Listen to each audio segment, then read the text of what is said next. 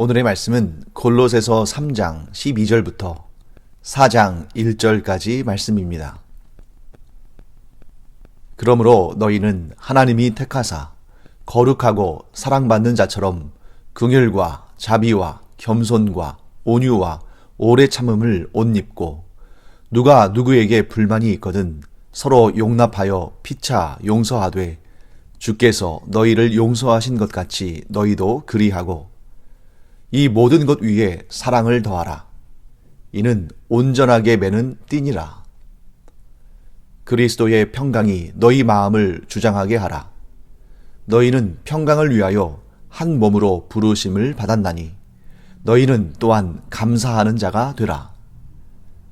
그리스도의 말씀이 너희 속에 풍성히 거하여 모든 지혜로 피차 가르치며 권면하고 시와 찬송과 신령한 노래를 부르며 감사하는 마음으로 하나님을 찬양하고 또 무엇을 하든지 말에나 일에나 다 주 예수의 이름으로 하고 그를 힘입어 하나님 아버지께 감사하라. 아내들아 남편에게 복종하라. 이는 주 안에서 마땅하니라. 남편들아 아내를 사랑하며 괴롭게 하지 말라. 자녀들아 모든 일에 부모에게 순종하라.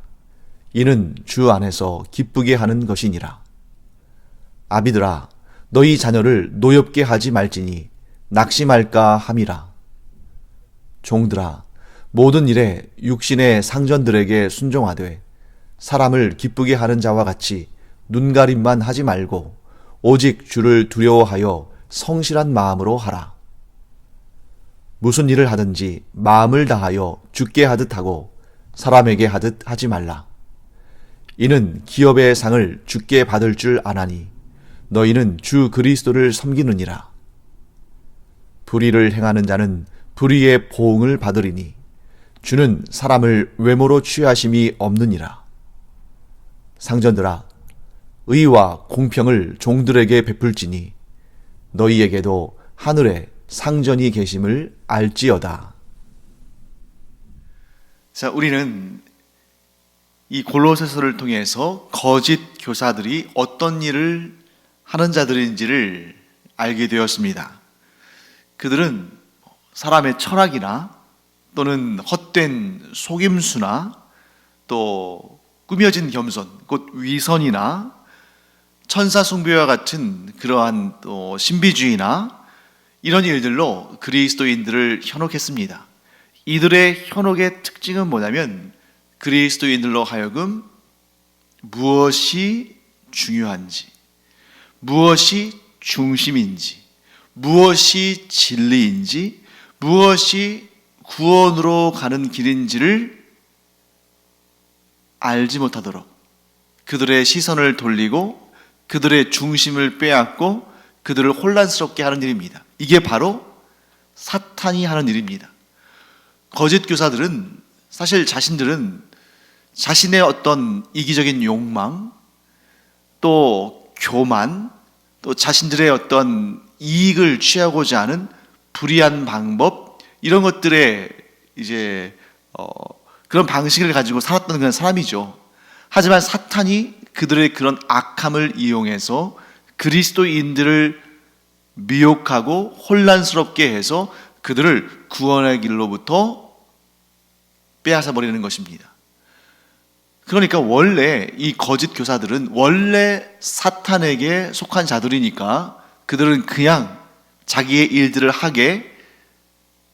하도록 사탄이 이렇게 어떻게 보면 힘을 실어주고 또 그들이 계속 그런 미혹된 상태에 있도록 그들을 조종했지만 사탄의 궁극적인 목적은 하나님으로부터 하나님의 자녀들, 곧 그리스도인들, 곧 성도들을 빼앗는 것이기 때문에 이 거짓 교사들을 도구로 사용해서 그리스도인들이 본질에 집중하지 못하도록, 그래서 자꾸 다른 것, 예를 들면 우리 전에 살펴본 것처럼 안식일 논쟁이나 또는 절기나 또 무엇을 먹으면 안 되고 하는 그런 음식법이나 이런 데에 자꾸 관심을 갖게 함으로써 구원에 이르는 유일한 길인 그리스도의 복음을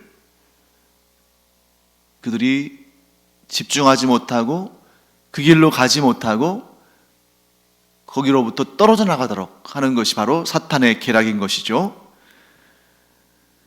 이에 대해 사도 바울은 뭐라고 말했습니까? 위의 것을 찾으라. 곧 그리스도께 집중하고 그리스도의 복음을 굳게 붙들고 하나님께서 기뻐하시는 일들을 해라 하고 권면했죠. 우리 어제 배운 내용입니다. 그런데 위의 것을 찾으라, 위의 것을 생각하라, 위의 것을 살리라, 이렇게 말하면서 정작 사도 바울이 권하는 내용들을 보면 한결같이 우리가 이 세상에서 살아가면서 만나고 느끼고 경험하는 아주 현실적인 일들과 현실적인 관계들입니다. 여기에서 거짓 교사들과의 차이가 극명하게 드러나죠. 거짓 교사들은 신화, 신비로움, 또 철학, 또 뭔가 자신들을 과시할 만한 그런 인위적인 위선, 이런 현실적이지 않은 그런 일들에 집중하게 해서 그리스도인들의 시선을 흐트러뜨리고 본질에 집중하지 못하게 하는데, 사도 바울이 말하는 것은 뭐냐면 너희들의 일상에 하나님의 뜻이 담겨 있다. 복음은 뜬구름 잡는 것 같은 것이 아니라 너희들의 삶의 현장 속에 있는 것이다. 그러므로 너희가 예수 그리스도를 모시는 사람으로서 그리스도의 복음을 가지고 현장에서 삶의 현실 속에서 그 복음을 살아내는 그런 삶을 살아야 한다 하는 것입니다. 그러니까 우리의 삶 따로 있고 거룩한 삶 따로 있고 우리의 삶의 현장에서의 삶의 원리가 따로 있고 복음이 따로 있고 이렇게 구분되고 분리되는 것이 아니라 그리스도의 복음은 우리의 삶의 모든 영역에서 역사하는 것이며 우리와 하나님 사이의 관계는 곧 우리의 삶에 우리 주변에 우리가 현실 가운데에서 마주하는 모든 관계 속에서 이루어져야 되는 것이다. 곧 나는 하나님과의 관계를 나의 삶의 모든 삶 가운데 적용하며 곧 내가 하나님을 거룩하게 모시듯이 나의 일상에서 나의 모든 삶의 순간들이 거룩한 삶이 되도록 살아가는 것, 이게 바로 예수 그리스도의 사람들, 하나님의 자녀들, 곧 위의 것을 생각하는 사람들의 삶의 모습이다 하고 사도 바울은 설명하는 것입니다. 그런데 거짓 교사들은 자꾸 엉뚱한 것을 집중하게 하는 거죠. 그리스도 안에 있는 사람들의 그 자유를 빼앗고 성도들의 관심사를 그들의 일상으로부터 신비로운 것, 거짓된 것, 허황된 것 쪽으로 자꾸 그 시선을 옮기려고 하고, 왜 그렇습니까? 사탄이 그것을 원하고 사탄이 그것을 유도하는 거죠. 사랑하는 성도 여러분, 그리스도인의 삶은 현실로부터 벗어나서 신비로운 것들을 추구하는 것이 아니라 현실 속에서 신비로움을 추구하는 것입니다. 자, 현실을 떠나서 신비로운 것을 추구하는 것이 아니라 우리의 삶 속에서, 이 삶의 현장 속에서 신비로움을 이루어가는 것이다. 좀 어렵게 느껴지죠? 나의 현실의 삶에서 신비로움을 이루는 삶. 그게 무엇일까? 그것은 바로 이 죄 많은 세상을 살면서 이 사탄과 악한 마귀들의 미혹이 가득 찬 이 세상을 살면서 거짓 교사들과 진리를 알지 못하는 사람들에 의해서 왜곡된 이 세상을 살면서도 진리를 지키며 죄와 사망의 권세로부터 자유하며 세상 모든 사람들이, 즉 죄와 사망의 권세에 사로잡힌 모든 사람들이 누리지 못하는 자유를 누리며 사탄의 시험을 물리치며 죄를 제압하며 사는 이것이야말로 이 세상에서 우리가 맛볼 수 있는 최고의 신비 중의 신비다.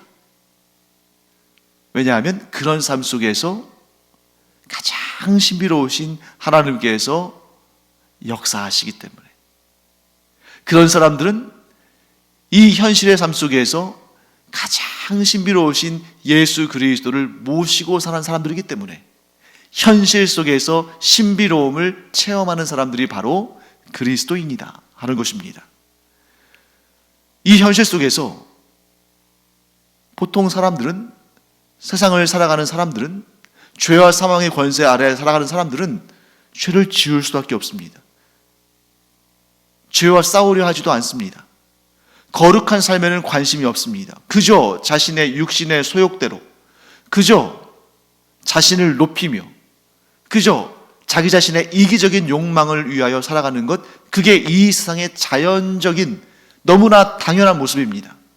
하지만 우리는 이 세상에서, 이 현실 속에서 살아가면서 우리 그리스도인들은 죄와 사망의 권세로부터 자유하며 사탄의 시험에 빠져 넘어가지 않으며 불의의 한거에서 하나님께서 기뻐하시는 공의와 정의로운 삶을 살며,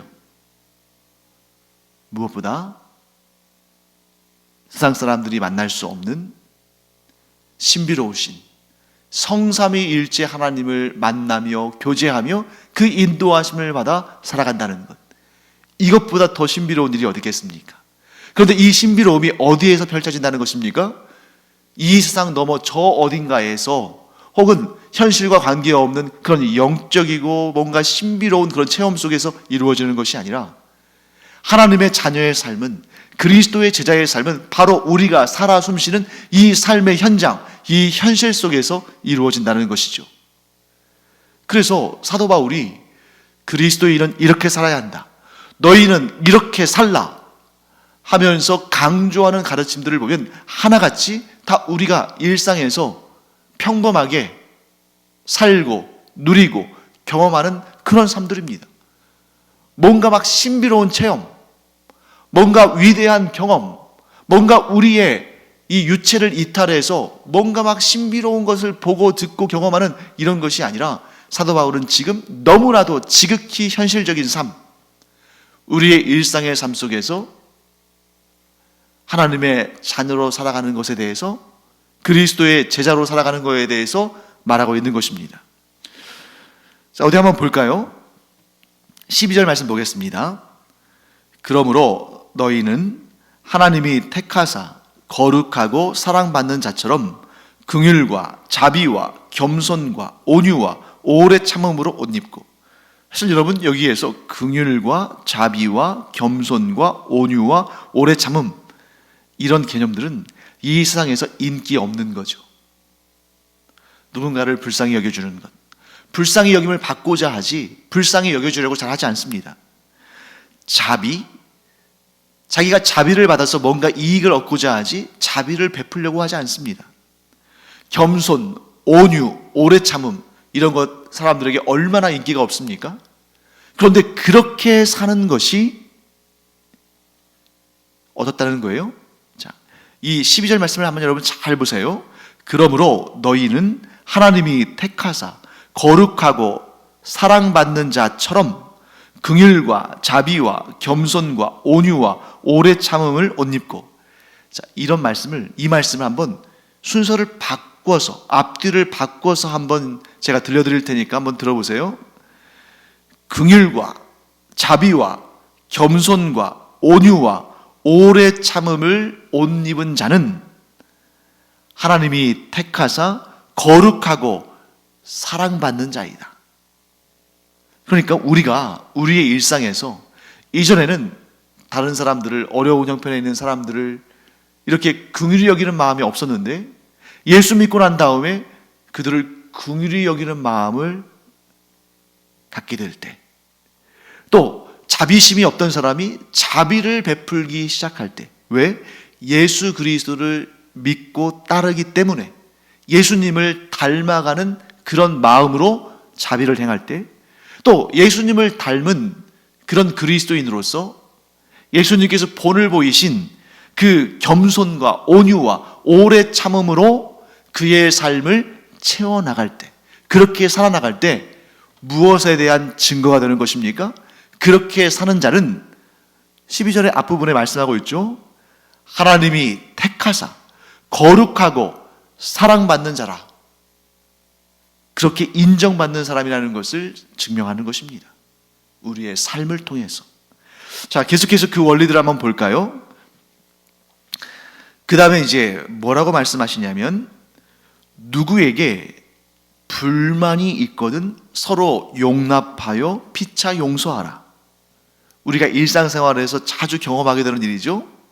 불만이 있고 마찰이 있고 분란이 있을 때 서로 용서하며 피차 화해하라. 그것은 곧 우리를 먼저 용서하신 예수 그리스도를 닮아가는 그런 삶인 것이죠.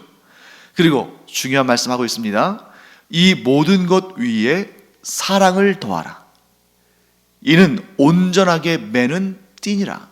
자, 모든 이러한 거룩하고 경건하고 또 바른 삶을 사는데 그 모든 것 위에 무엇을 더하라고요? 사랑을 더하라. 그리고 이렇게 말합니다. 사랑은 온전하게 매는 띠니라. 여러분, 모든 것 위에 사랑을 더하라. 이 말씀은 우리가 많이 듣고 또 잘 알고 있는 말씀이죠. 사랑이 모든 것의 출발점이니까 이 모든 것들을, 이 올바르고 거룩하고 경건하고 의로운 일들을 행하는데 그 모든 것에 무엇이 동기가? 사랑이 동기가 되어서 이런 일을 하라 하는 거죠.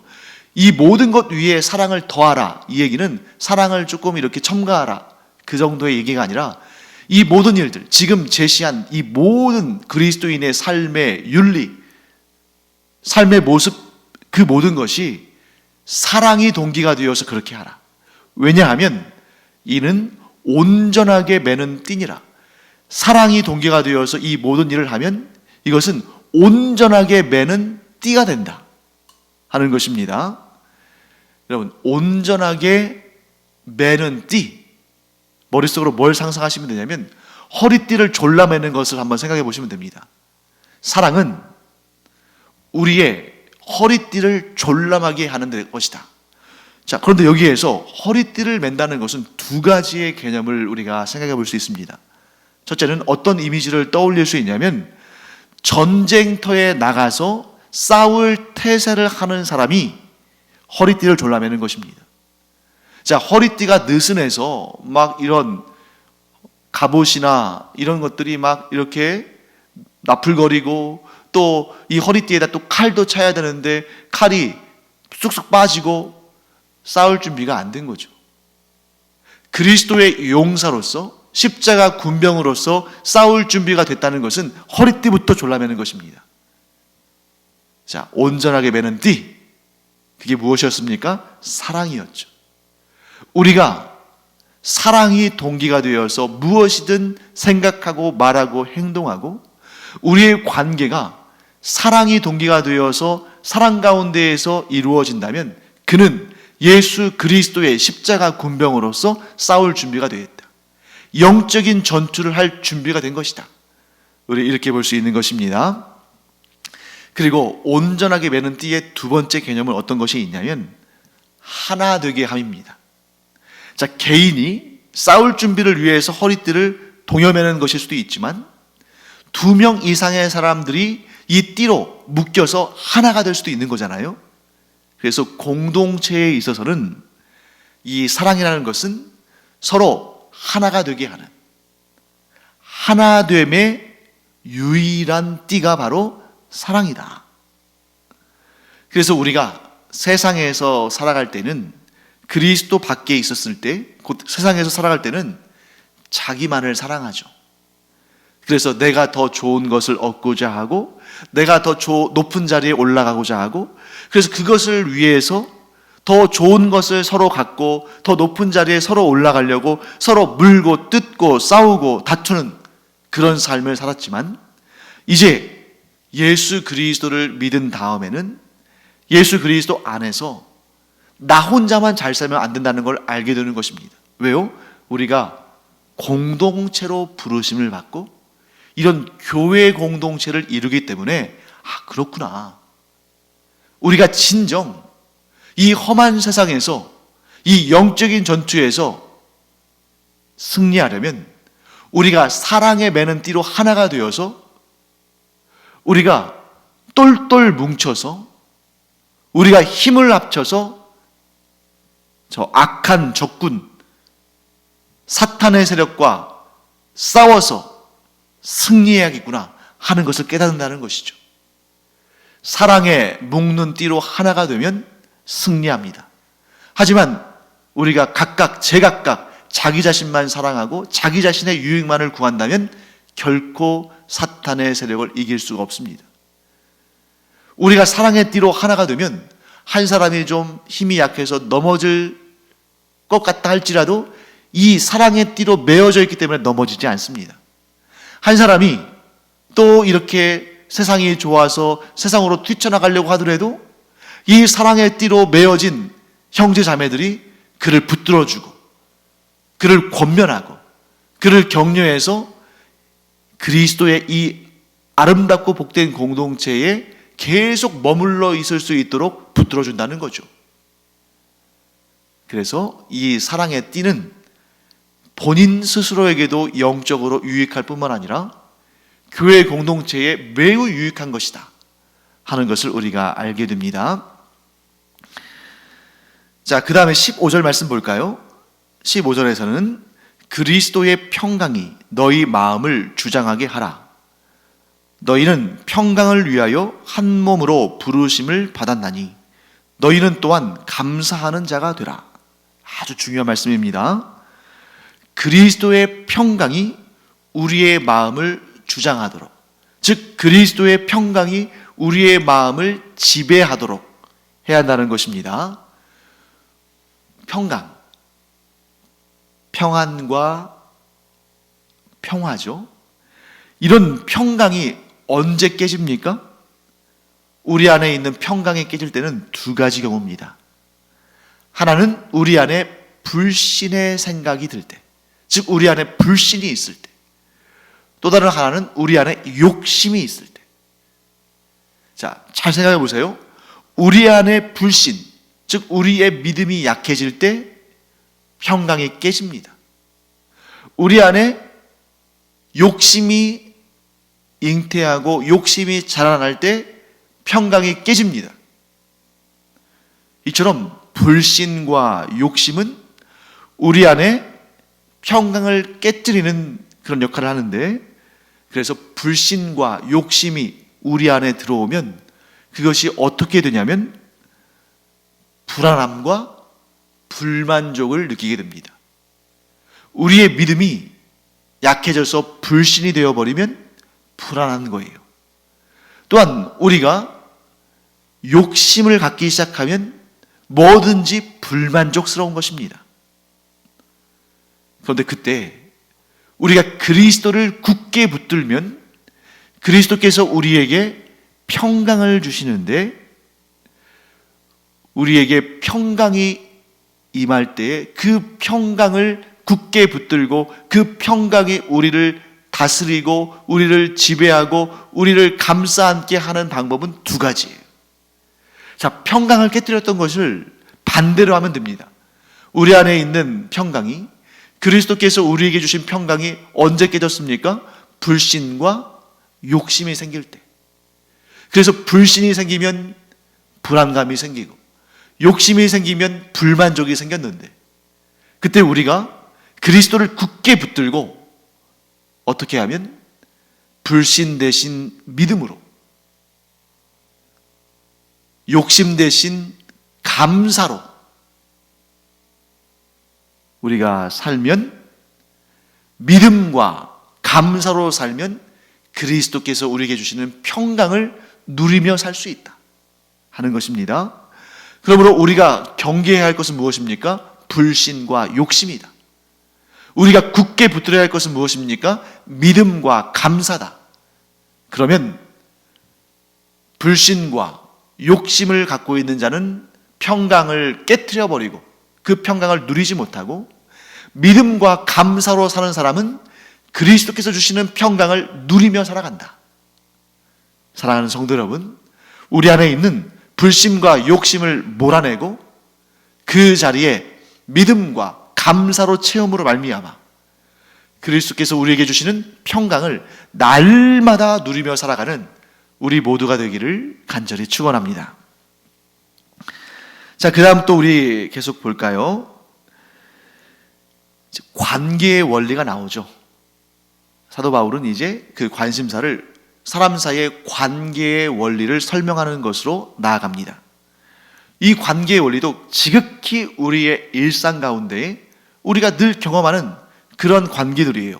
예를 들면 아내와 남편, 부모와 자식, 상전과 종, 너무 평범한 우리 일상 가운데 가장 많이 만나는 그런 관계들이죠. 어떤 명령을 줍니까? 아내는 남편에게 복종하라. 그리고 남편은 아내를 사랑하라. 이렇게 돼 있는데 사실 저는 이 번역은 좀 바꿨으면 좋겠습니다.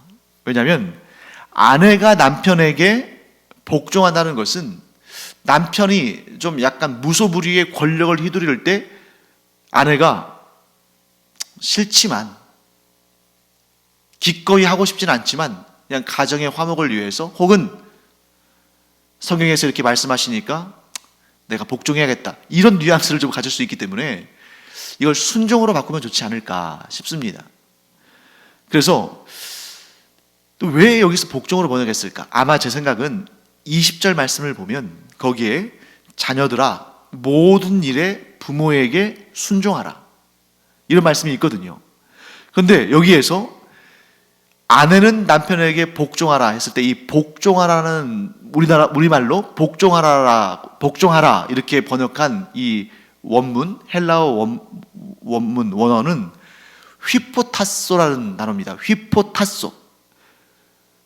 그리고 20절에 자녀들아 모든 일에 부모에게 순종하라 할 때 이 순종하라 라고 번역된 이 헬라어 단어는 휘파쿠오라는 단어입니다. 휘포타소, 휘파쿠오 서로 다른 단어잖아요. 서로 다른 단어이기 때문에 우리말로 번역할 때도 좀 달라야 하지 않을까 해서 휘포타소는 복종하다로 번역하고 휘파쿠오는 순종하다로 번역을 해가지고 아내는 남편에게 복종하고 자녀는 부모에게 순종한다 이렇게 번역한 것 같은데요. 그런데 이 헬라어 단어들을 살펴보면 휘포타소라는 단어도 그리고 20절에 사용된 휘파쿠오라는 단어도 모두 복종이라는 개념과 순종이라는 개념을 다 가지고 있어요. 그러니까 굳이 서로 다른 단어라고 해서 헬라어로 볼 때 서로 발음이 다르다고 해서 하나는 복종으로 하나는 순종으로 이렇게 번역하기보다는 원래 의미를 살려서 그 두 가지 의미가 다 있으니까 휘포타소도 순종으로 휘파쿠오도 순종으로 이렇게 번역해서 아내는 남편에게 순종하고 또 자녀들도 부모에게 순종한다 이렇게 번역하면 더 좋지 않을까 어감상 우리말의 어감상 이런 생각이 좀 듭니다. 자, 아내는 남편에게 순종합니다. 그런데 이 순종하다, 이 휘포타소의 개념 속에는 어떤 의미가 있냐면 권위를 인정하다 이런 의미가 있어요. 그래서 아내는 남편의 권위를 인정해주고 남편은 아내를 사랑하면서 고통스럽게 하지 말라 이런 말씀을 담고 있죠. 자, 그 다음에 오늘 말씀에서 조금 여러분들이 좀 이게 무슨 말일까 좀 의아할 만한 부분을 한 가지 우리가 살펴보고 좀 마무리하겠습니다. 21절 말씀 보시면 아비들아 너희 자녀를 노엽게 하지 말지니 낙심할까 함이라. 다시 한번요. 아비들아 너희 자녀를 노엽게 하지 말지니 낙심할까 함이라. 자, 좁게 보면 아버지들을 향한 말이고 좀 넓게 보면 부모를 향한 권면이죠. 자, 부모들아 너희의 자녀를 노엽게 하지 말아라. 근데 사실 여러분 이 노엽다는 말은 우리가 보통 윗사람들이 아랫사람을 향해서 쓰는 말이잖아요. 노하다. 그런데 아비들이 즉 부모가 자녀를 노엽게 하지 말아라. 조금 어색합니다만 그런데 이 말을 우리가 어떻게 해석해야 할까? 언뜻 보면 아비가 혹은 부모가 자녀를 화나게 하지 말라, 자녀가 화를 내게 하지 말라, 이렇게 볼 수도 있습니다만, 언뜻 보면 그렇게 보이죠. 그런데 우리가 성경을 해석할 때는 그 논리적인 연결관계를 잘 살펴야 됩니다. 자, 지금 여기에서 아비들아 너희 자녀를 노엽게 하지 말지니 이렇게 말했잖아요. 그래서 뒤에 이어지는 말이 있습니다. 왜 그래야 되냐면 낙심할까 함이라. 즉 부모의 어떤 일이 자녀를 낙심하게 하기 때문에, 그래서 이걸 하지 말라, 이런 뜻이잖아요. 부모가 자녀를 화나게 하면 자녀가 낙심한다. 이건 조금 어울리지 않는 것처럼 보이죠, 논리적으로. 그렇기 때문에 이 부분은 저는 이렇게 해석하면 좋을 것 같습니다. 부모가 자녀들 보는 데서 너무 실망스러운 일을 하면 자녀가 그 부모의 모습을 보고 낙심할 수 있겠죠. 지금 자녀가 부모에게 노했다, 지금 화를 냈다, 화가 난다. 부모가 자녀에게 막 신경을 건드리고 좀 나쁜 말을 하고 사사건건 간섭하고, 그래서 자녀가 부모에 대해서 노하는, 즉 화가 날 수도 있겠습니다만, 여기서는 그런 의미라기보다는 무엇 때문에 화가 났을까? 그래서 그 일로 인해서 왜 낙심했을까? 제가 볼 때는 자녀들이 어느 정도 크면, 아니 어린 나이라 할지라도 오히려 더 도덕적으로, 윤리적으로 더 바른 경우들이 있습니다. 그러니까 어른들은 세상에서 뭐 이런 경험 저런 경험 막 하면서 또 이렇게 좀 약간 닳고 달아서 그냥 아무렇지도 않게 하는 그런 범법 행위, 불법 행위, 비양심적인 행위, 그런 것들을 그냥 슬쩍슬쩍 할 때가 있다는 거죠. 뭐 예를 들면 거짓말을 하거나, 또는 규칙을 어기거나, 또는 뭐 윤리적이지 않거나 하는 그런 일을 할 수 있는데, 상대적으로 도덕적으로 조금 더 아직 바른 삶을 유지하고 있는 그런 자녀들이 볼 때, 아니 어떻게 우리 부모가 저런 일을 할 수 있을까? 아니 우리 부모가 어떻게 저런 법을 어길 수 있을까? 하고 실망할 수 있다는 거죠. 곧 우리는 뭘 알 수 있냐면, 부모는 자녀들의 거울이요, 부모는 자녀들을 위해서 올바른 발자취를 남겨야 할 첫 스승이자 가장 중요한 스승인데, 가족이라고 너무 편해서 자녀 앞에서 아무렇지도 않게 부정을 저지르고 불법을 행하고 죄악에 젖어 산다면, 그 자녀들은 그 부모를 실망하고 그 부모를 보면서 낙심할 수밖에 없는 거죠.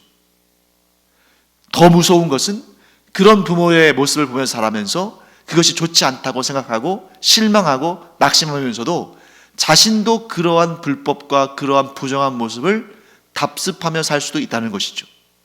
부모에게서 가장 많이 배우니까. 그러므로 우리는 어떻게 해야 되느냐? 예수님께서 우리에게 거룩함과 경건함의 본을 보이신 것처럼 부모도 자녀들에게 거룩함과 경건함의 본을 보여야 한다. 그래서 그리스도께서 우리의 머리이신 것처럼 부모가 자녀들의 머리로서 그리스도께서 우리에게 올바른 삶의 본을 보이시고 경건과 거룩함의 본을 보이신 것처럼 부모는 자녀들에게 경건과 거룩한 삶의 본을 보여야 한다. 이렇게 또 이 교훈을 또 얻도록 하겠습니다. 기도하겠습니다. 하나님 감사합니다. 예수님께서 저희에게 본을 보이신 것처럼 저희도 본을 보이며 살아가는 그러한 그리스도인들이 되게 하여 주시옵소서. 감사드리며 예수님의 이름으로 축복하며 기도합니다. 아멘. 이 시간 우리 자녀들을 위한 기도를 하기 바랍니다. 또 자녀들 앞에서 우리 부모의 기도도 해야겠죠. 하나님, 제가 성령 충만해서 그리스도를 닮아가게 하시고 그로 말미암아 우리의 자녀들이 자자손손 대대로 그 본을 보며 그리스도를 닮아가게 하여 주시옵소서. 그렇게 기도하기 바랍니다. 기도하겠습니다.